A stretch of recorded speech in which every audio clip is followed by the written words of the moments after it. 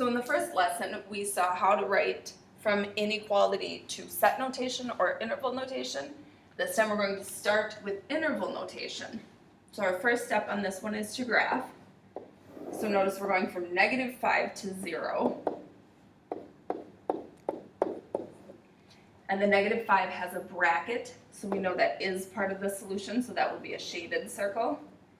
0 has the parentheses, so that is not part of the solution, so that circle will stay open.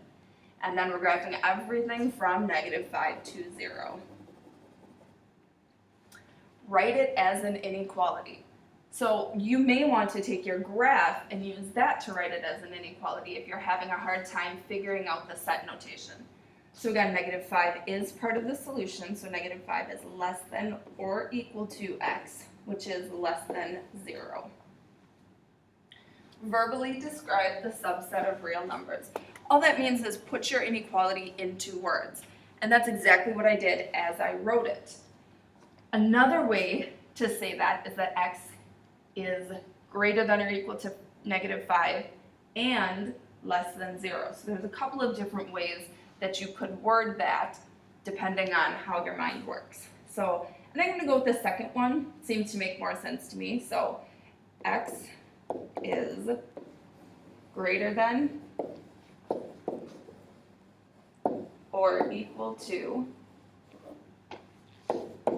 -5 and less than 0. State if it is bounded or unbounded. Bounded means that it has a starting point and a stopping point. Whether or not they're open or closed circles is irrelevant.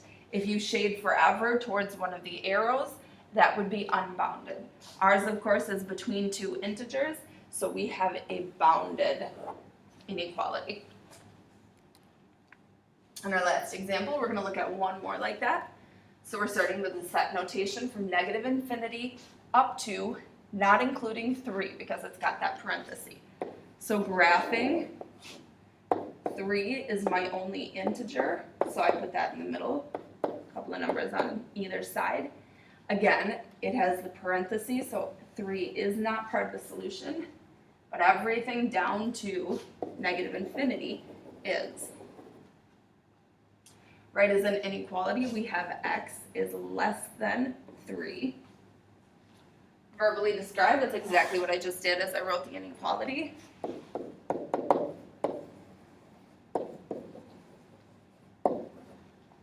And bounded or unbounded. So again, this one shaded all the way towards the arrow, went to -infinity, so that is an unbounded inequality.